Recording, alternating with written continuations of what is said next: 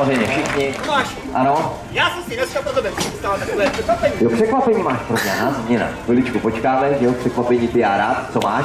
Tady to mám takovou černou, neprůhlednou kuku. Pěkná kukla. Tu si dáš na hlavu a pere si taky po 2 kolech. S kuklou na hlavě, máme v 2 kolech, jo? Jo. To je hezký od tebe. Ty jsi dneska něco pil, nebo co? Já jsem abstinent. Ne? Tak. No, tak to je hezký, Láďo, od tebe. Opravdu lepší překvapení už si nemohl teda vymyslet. Jedem, já nevím kam. No, jedeme.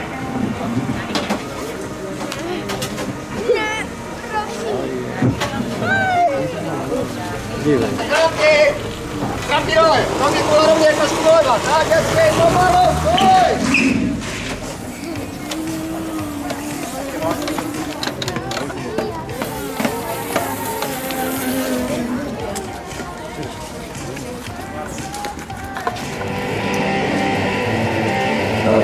Tak, můžeme?